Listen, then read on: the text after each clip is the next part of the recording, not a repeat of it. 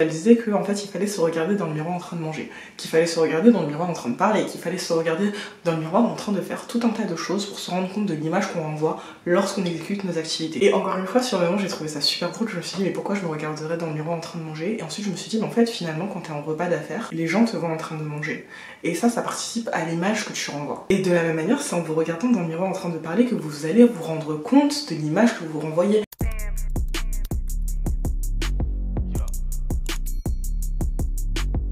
Hey, alors bienvenue sur ma chaîne, bienvenue dans cette nouvelle vidéo. Aujourd'hui j'avais à cœur de parler de mon rebranding parce que j'ai consacré une partie de l'année 2024 et je consacrerai une partie de l'année 2025 à me créer une nouvelle image entre guillemets et une nouvelle vie en lien avec mes objectifs de vie et avec ma vision. Si je devais définir le branding d'une personne de façon très générale, de façon très globale, je dirais que c'est la manière dont elle va apparaître en société. À ce stade, on peut se demander pourquoi est-ce que c'est important de paraître d'une telle manière ou d'une autre manière en société. Tout simplement parce qu'en fonction de la manière dont tu vas apparaître, tu vas avoir accès à certaines opportunités ou non. Et en fonction de tes objectifs de vie, en fonction de là où tu veux aller, ça peut être intéressant de travailler sur un certain branding. Je vais te donner un exemple ultra bête, ultra bateau, mais pour que tu vois de quoi je veux parler. Typiquement, en ce moment sur les réseaux sociaux, je vois beaucoup de coachs en élégance. Donc on va prendre l'exemple d'une personne qui est coach en élégance. Elle a toutes les connaissances, tout le bagage culturel, etc. Mais si elle ne travaille pas son branding pour elle-même paraître élégante, ses potentiels futurs clients ne lui accorderont peut-être pas la légitimité à laquelle elle a le droit de par ses connaissances, de par sa certification en tant que coach, etc.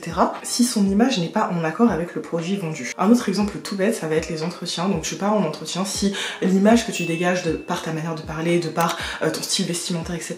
est complètement à l'opposé de l'image des autres employés de l'entreprise, alors potentiellement on peut se dire que tu vas avoir des difficultés à t'intégrer, etc. et finalement tu n'auras peut-être pas le poste alors que tu avais toutes les qualifications requises. Un autre exemple, et ça c'est vraiment tout bête et je pense que beaucoup de gens l'ont déjà ressenti, c'est en fonction de la manière dont tu t'habilles, en fonction de la manière dont tu te présentes, tu n'es absolument pas du tout traité et considéré de la même manière en société. Vraiment pas. Ton image elle va être basée sur toutes les caractéristiques physiques que tu vas laisser transparaître, donc la manière de t'habiller, la manière de t'exprimer, la manière de communiquer avec les gens, que ce soit de façon verbale ou non verbale. Tout ceci va se baser sur des caractéristiques mentales, émotionnelles, psychologiques, telles que tout simplement la confiance en soi. Et ajouté à ça, il y a des éléments périphériques qui vont constituer également une part de ton image, de ton personal branding, et ça va être les activités que tu vas pratiquer. Donc j'ai personnellement décidé de travailler sur ces trois axes et c'est exactement ce que je vais vous présenter dans cette vidéo qui sera divisée en trois parties, une partie pour chacun des axes. Premier axe, l'axe physique. J'ai commencé ma réflexion par me poser cette question.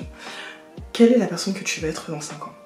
Et dans l'idéal, à quoi ressemblerait cette personne? Que veux-tu que les gens se disent en voyant cette personne? Et pour alimenter ma réflexion, je me suis dit une chose, il faut absolument que tu te bases sur les biais cognitifs. Parce que même si dans plein de vidéos j'ai dénoncé les biais cognitifs, etc., ils sont quand même là, ils sont quand même ancrés dans notre société. Et je pense que ça peut être une excellente stratégie d'en jouer, je vous explique. Je vais vous passer un TikTok que j'ai trouvé super intéressant qui vous montre le pouvoir, la puissance des biais cognitifs. Trust funds, sans gluten, Instagrammeuse, aime chercher votre manager, boit du sang, en colère. Vous voyez, ces conclusions sont faites uniquement à cause des biais cognitifs. Il y a le manque de culture, mais il y a aussi le biais cognitif. Le biais cognitif, ce sont les jugements, les croyances et les raisonnements qui sont influencés par l'expérience personnelle, les émotions et les stéréotypes.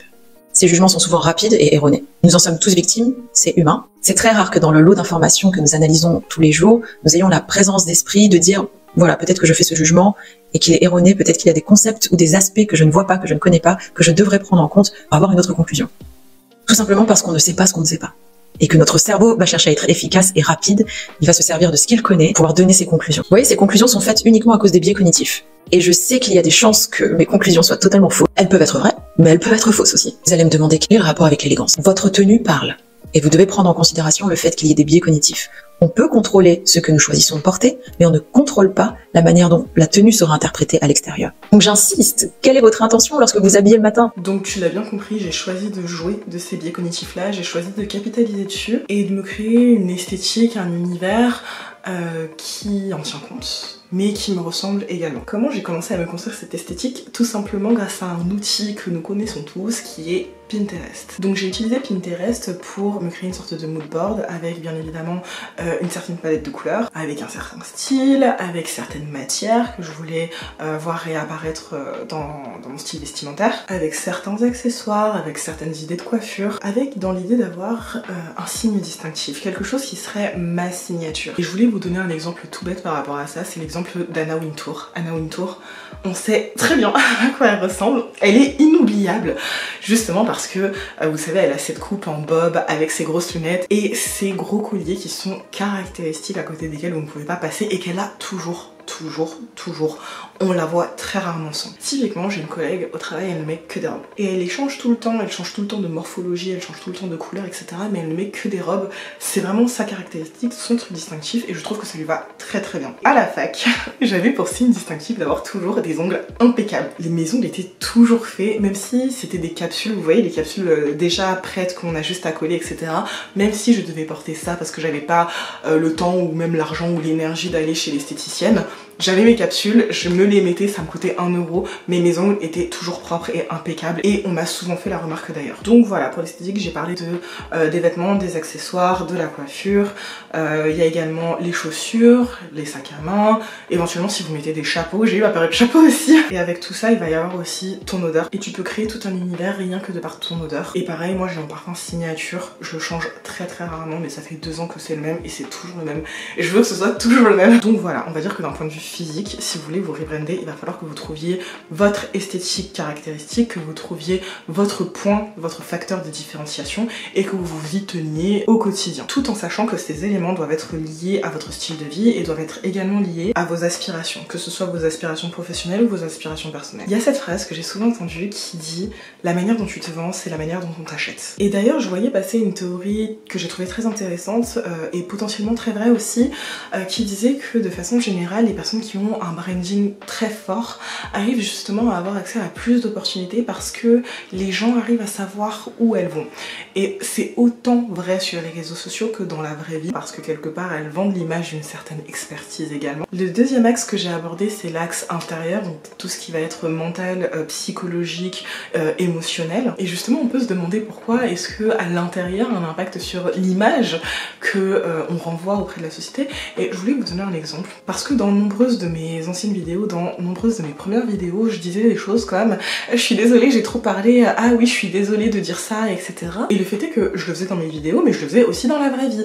Quand on était en réunion avec des collègues ou ce genre de choses, je levais la main, je disais bon je suis désolée mais moi je suis pas tout à fait d'accord avec ce que tu dis, après c'est peut-être pas vrai, etc. Vous voyez, dans la manière dont je communiquais, aussi bien avec mes mots qu'avec mon langage corporel, j'exprimais un manque de confiance en moi et plus spécifiquement je laissais mon syndrome de l'imposteur s'exprimer. Si tu remets toi-même en doute la légitimité que tu as à exprimer tes opinions, forcément les gens vont s'en rendre compte et forcément l'image que tu vas renvoyer est l'image d'une personne incertaine qui ne maîtrise pas bien ce qu'elle fait, etc. Quand bien même tu maîtrises, quand bien même il n'y a aucun problème, tu renvoies cette image là et donc les gens ont moins confiance en toi. Donc une fois que j'ai identifié ce point, j'ai commencé par travailler sur mon syndrome de l'imposteur et d'ailleurs j'en avais fait une vidéo et au fur et à mesure le je suis désolée s'est effacé de mon langage pour laisser place à je pense que, j'estime que, avec une attitude qui a accompagné mes certitudes et je peux vous assurer que ça a été remarqué. Tout ça pour dire que pour moi une introspection est nécessaire, il faut que tu identifies où sont tes insécurités, il faut que tu identifies la cause de tes insécurités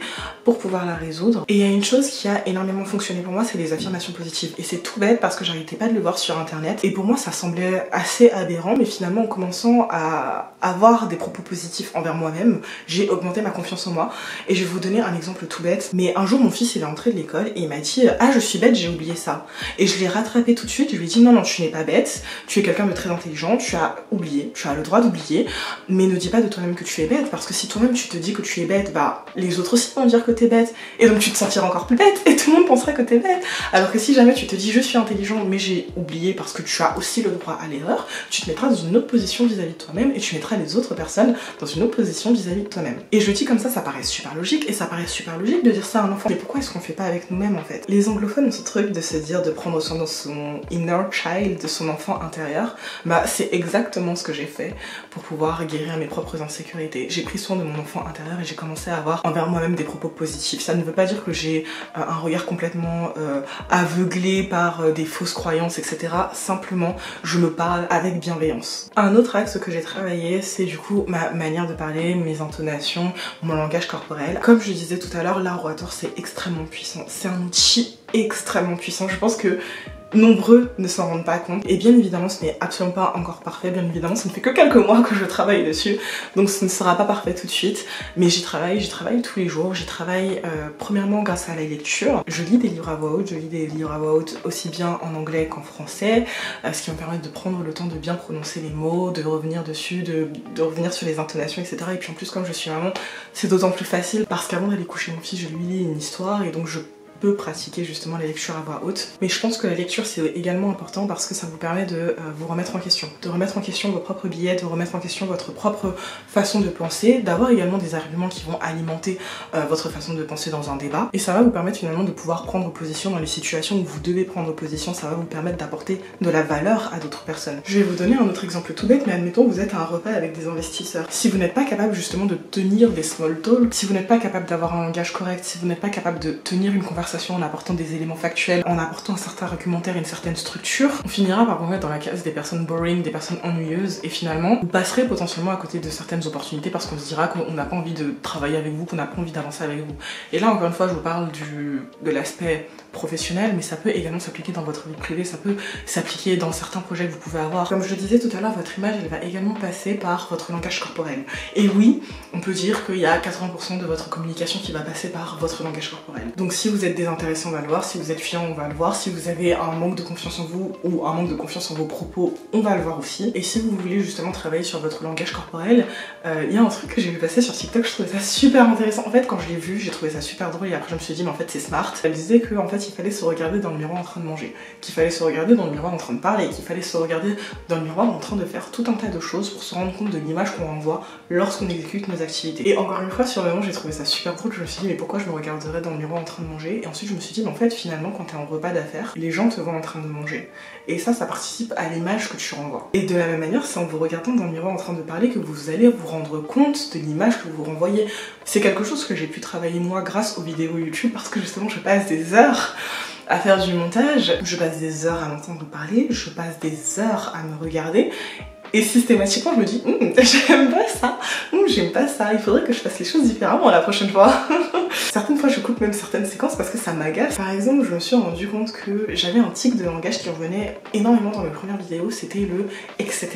Et je ne m'étais jamais rendu compte avant de faire du montage vidéo que je le disais aussi souvent. Au bout d'un moment même j'ai voulu arrêter de faire du montage parce qu'en fait ça m'irritait de toujours l'entendre et je me disais mais ça doit être horrible, ça doit être agaçant pour les personnes qui me côtoient de toujours entendre ce etc. Du coup dans les vidéos suivantes, à chaque fois que je disais etc, je le reprenais, je recommençais la phrase pour pouvoir le gommer et au fur et à mesure c'est un tic qui a fini par s'effacer. Je pense qu'il n'est pas totalement parti, je me rends pas tout à fait compte, je pense qu'il n'est pas totalement parti, mais en tout cas il est beaucoup moins présent que précédemment. Donc oui, vous avez la possibilité de vous enregistrer, de vous filmer ou encore de vous regarder devant le miroir pour justement pouvoir voir quelle est votre posture, quel est votre langage corporel et finalement qu'est-ce que vous voudriez améliorer. Le troisième axe qui participe à votre personal branding, ça va être les hobbies, et dans les hobbies je regroupe tout ce qui va être activité type activité culturelle, activité type activité sportive et activité type, c'est pas des activités mais investissement. Premier élément, le sport. Et je peux vous assurer que certains sports peuvent vous ouvrir certaines portes parce que vous ferez partie d'une communauté qui pratique cette activité sportive. Et là, je pense notamment au golf, je pense notamment au tennis. Mais voilà, non seulement le sport peut être considéré comme un moteur, peut vous apporter de la confiance en vous, peut vous apporter beaucoup plus de discipline, ce qui va bien évidemment améliorer tous les autres facteurs que j'ai cités précédemment. Mais en plus, si vous revendiquez appartenir à une certaine communauté, alors ça peut vous ouvrir certaines portes. Et le dernier élément que je voulais mentionner, c'était vos investissements. Parce que pour moi, les investissements font partie intégrante du personal branding d'une personne. Et quand je vous dis ça, c'est parce que ça peut être visible ou non. Vous pouvez décider de le revendiquer ou non. Ça peut être un facteur de différenciation ou non, mais surtout c'est un marqueur de votre vision à très long terme. Je vous donne un exemple tout bête, mais il y a des personnes qui considèrent les sacs Hermès comme un investissement, qui donc vont les arborer, et ça va faire partie de leur personal branding. Il y a des personnes qui vont considérer les bijoux, l'or comme un investissement, qui vont les arborer, et ça va participer à leur personal branding. Il y a des personnes que je connais qui investissent dans les crypto-monnaies et qui le revendiquent haut et fort, et ça fait partie de leur personal branding parce que quand elles le disent, justement on a cette image de personne qui connaît bien les marchés financiers.